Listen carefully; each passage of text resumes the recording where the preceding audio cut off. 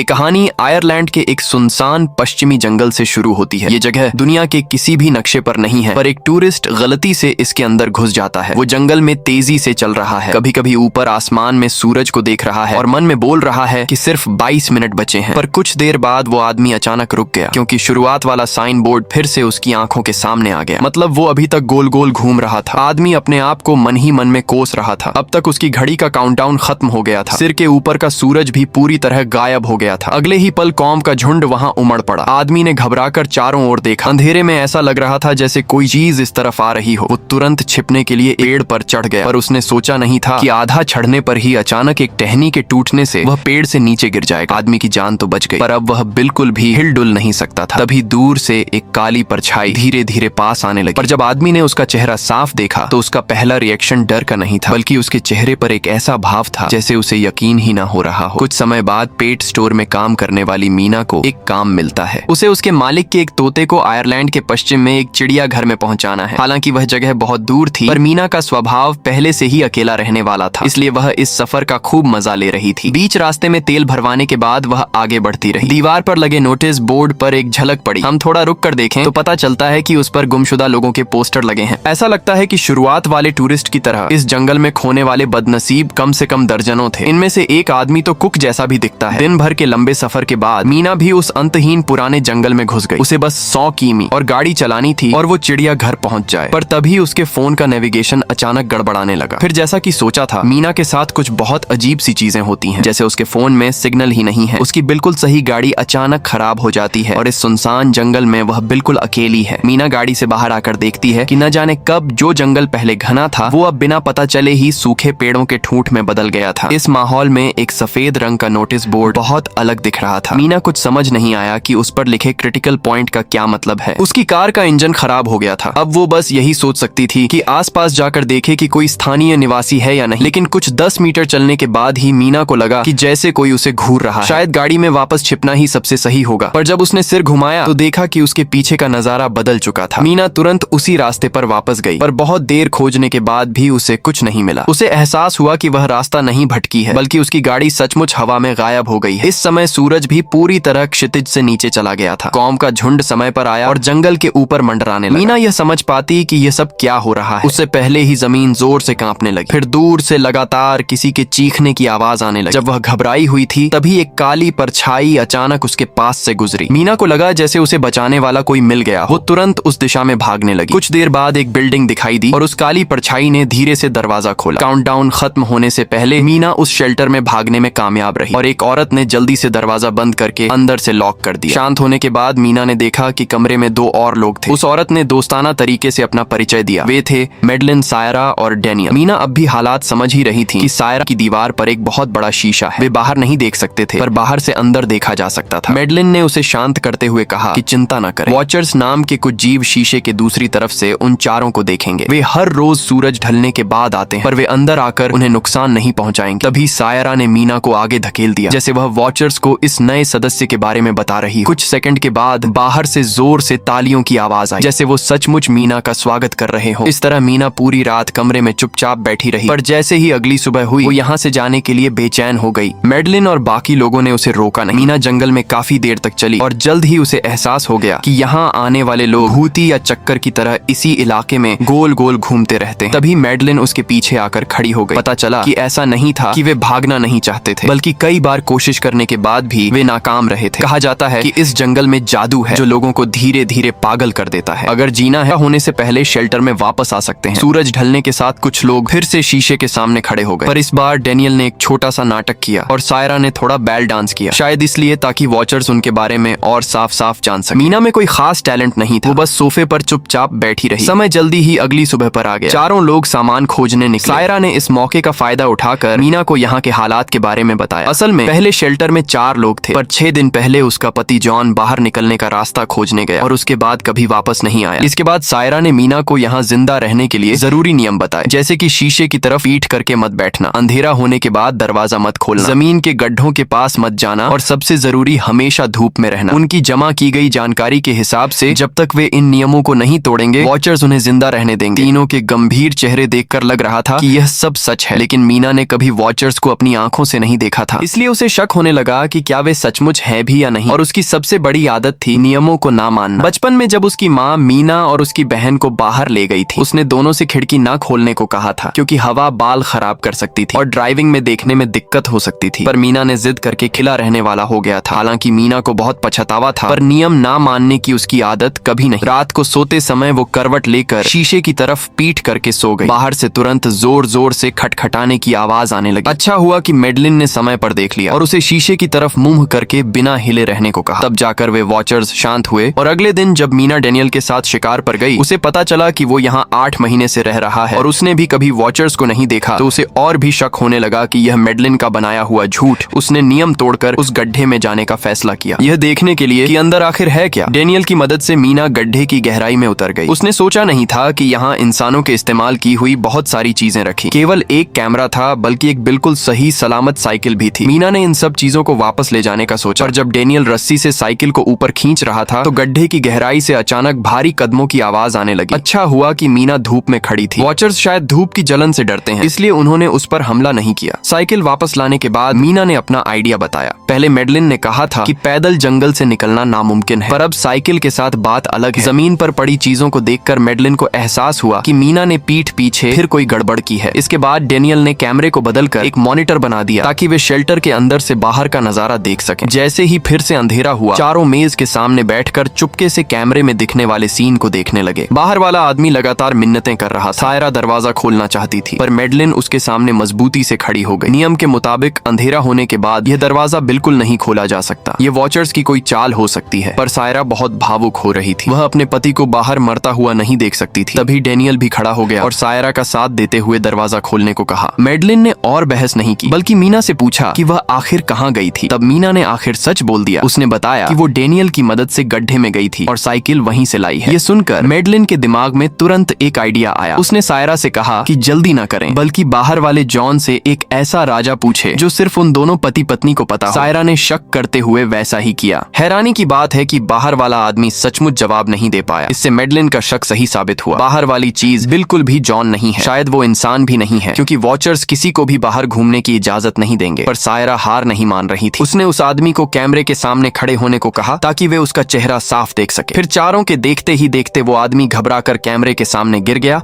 और data cable भी तुरंत खींच गए। वे वॉचर्स वापस आ गए। चारों के पास बहस करने का समय नहीं था। वे जल्दी से शीशे के सामने खड़े हो गए, पर इस बार वॉचर्स बहुत गुस्से में लग रहे थे। वे मेडलिन ने साइकिल को वापस गड्ढे में फेंक दिया और तीनों को चेतावनी दी आगे से अकेले कोई हरकत ना करें। पिछली रात के डर के बाद मीना कुछ देर के लिए शांत हो गई थी, पर तभी बाहर से अचानक मेडलिन के बचाने की आवाज आई। मीना और तो उन्होंने देखा कि दरवाजा अंदर से बंद है। डेनियल यह टेस्ट करना चाहता था कि क्या वे बाहर जिंदा रह सकते हैं या नहीं। अब तक सूरज पूरी तरह डूब चुका था। मेडलिन ने और दरवाजा नहीं खटखटाया, बल्कि मीना को लेकर एक बड़े पेड़ के नीचे छिप गए। सड़े हुए तने की गंध उनकी गंध को छिपा सकती थी। अगले ही पल वॉचर्स धीरे धीरे सामने आए। हैरानी की बात है कि उन्होंने नीचे छिपे दोनों को नहीं देखा। मीना ने भी आखिरकार अपनी आंखों से उनके अस्तित्व को देख लिया। यह एक पतले लंबे इंसानों जैसे दिखने वाले जीव थे। जैसे ही उसने एक अजीब सी आवाज निकाली और भी वॉचर्स तेजी से वहां आ गए। वे हमेशा की तरह शीशे के सामने खड़े होकर देखने लगे और पाया कि अंदर सिर्फ 2 लोग बचे हैं। वे यहाँ नहीं हैं। जब वॉचर्स चले गए तो मीना और मेडलिन फिर से दरवाजे पर आए और डेनियल से उन्हें अंदर आने देने की भीख मांगने लगे। जब देखा कि वह मान नहीं रहा है तो मीना ने अपनी और अपनी माँ की कहानी सुनाई। यह उसकी जिंदगी की सबसे पछतावे वाली घटना थी, इसीलिए वह चाहती थी कि डेनियल कोई गलत फैसला न करे, वरना अपराध बोध उसे जिंदगी भर जीने ना देगा। मीना के सच्चे दिल से बोलने पर डेनियल ने आखिरकार दरवाजा खोल दिया। शेल्टर में घुसने के बाद मेडलिन ने सबसे कहा कि जल्दी से शीशे के सामने खड़े हो जाओ। उम्मीद थी कि इससे वॉचर्स का गुस्सा शांत हो जाएगा। इंतजार करते हुए उसने कुछ ऐसे राज बताए जो उसने कभी नहीं बताए थे। मेडलिन असल में एक इतिहास की टीचर है। उसने पुरानी किताबों में वॉचर्स के होने के बारे में जाना था, इसलिए वो यहाँ अपनी मर्जी से आई थी। एक बार शिकार करके शेल्टर लौटते समय मेडलिन ने गलती से वॉचर्स का असली चेहरा देख लिया। उसने पाया कि यह जीव उसकी ही शक्ल की नकल कर रहे थे, पर नकल पूरी तरह से सही नहीं। वॉचर्स एक पुरानी प्रजाति है। उनके बहुत सारे अलग अलग नाम हैं, पर उनमें से सबसे जाना माना नाम है फेरी वॉचर्स। उन्हें इसलिए जिंदा रहने दे रहे थे क्योंकि वे पास से देखकर अपनी नकल करने की काबिलियत को और बेहतर बनाना चाहते थे। इस बीच जिन लोगों को वॉचर्स नहीं मिले थे वे वापस लौट आए, क्योंकि चारों ने बहुत सारे नियम तोड़े थे। अब सिर्फ शीशे के सामने खड़े होने से काम नहीं चल रहा था। वॉचर्स पागलों की तरह दरवाजा पीटने लगे। साफ था कि वे इन नाफरमान खिलौनों को बदलना चाहते थे। चारों ने जल्दी से मेज से दरवाजा बंद कर दिया, पर यह भी ज्यादा देर तक नहीं टिका। तभी मीना ने देखा कि मेज के के नीचे एक छिपा हुआ दरवाजा है। हालांकि पता नहीं था कि नीचे सुरक्षित है या नहीं, पर वॉचर्स का हकार टूट गया। अब बेसमेंट में घुसे कुछ लोगों ने पाया कि यहाँ तो बहुत सारा खाना जमा है। अगर वे शिकार पर ना भी जाएं तो भी उनके लिए कई साल तक काफी होगा। और दीवार पर लगी अलग अलग रिपोर्टों को देखकर लगता है कि कोई यहाँ वॉचर्स पर रिसर्च कर रहा था। मीना ने कंप्यूटर खोला। प्रोफेसर मार्टिन बताया, जो 2009 में ही यहाँ आ गया था। सायरा को तुरंत समझ आ गया कि बाहर के सारे साइन बोर्ड उसी ने लगाए थे और पूरा शेल्टर भी उसी ने बनवाया था। जैसे जैसे मीना बाकी रिकॉर्डिंग चलाती गई, उन्हें पता चला कि प्रोफेसर की रिसर्च के पीछे एक क्रूर सच छिपा है। मशीन को चलाने के लिए प्रोफेसर रोज पास के शहर से ऊंचे दाम पर 13 गरीब लोगों को शेल्टर बनाने के लिए काम पर रखता था। यह संख्या बहुत सोच समझकर चुनी गई थी, क्योंकि हर दिन का काम खत्म होने के बाद प्रोफेसर इन लोगों को बाहर खाना खाने भेज देता था और खुद शेल्टर में छिप जाता था, जब तक कि बाहर की चीख पुकार शांत ना हो जाए। हे भगवान! कुछ समय बाद प्रोफेसर ने गलती से एक खास वॉचर को खोज निकाला। वो एक बच्चे के रूप में अकेले घूमता था और दूसरे वॉचर्स से ज्यादा अच्छी नकल करने की ताकत रखता था। प्रोफेसर उससे यह अविश्वसनीय ताकत हासिल करना चाहता था। इसके बाद उसने उस वॉचर को पालतू बना लिया। प्रोफेसर की पागलपन वाली रिसर्च को डेनियल और सायरा ज्यादा देर तक नहीं देख पाई। मीना ने सीधे शुरुआती फाइलों को छोड़कर आखिरी दिन की रिकॉर्डिंग खोल दी। प्रोफेसर पहले से बहुत बूढ़ा लग रहा था। पता नहीं बीच में क्या हुआ, पर वो अपनी रिसर्च खत्म करने और उस पाले हुए वॉचर को मारने की सोच रहा था। वीडियो खत्म होने से पहले उसने यहाँ से निकलने का तरीका बताया। बस 134 नंबर का साइन बोर्ड खोजना होगा और फिर पक्षियों का पीछा करके जंगल से बाहर निकला जा सकता है। आखिर में प्रोफेसर ने लिखा कि जब यहाँ से निकल जाओ तो स्कूल वापस जाकर उसके वहाँ रखे सारे रिसर्च के कागज जला देना। कुछ बातें दुनिया को पता नहीं चलनी चाहिए। ये कहकर प्रोफेसर स्क्रीन से गायब हो गए। ऐसी ही इंटरेस्टिंग वीडियोस देखने के लिए हमारे चैनल को जरूर विजिट करें। मिलते हैं नेक्स्ट वीडियो में, तब तक के लिए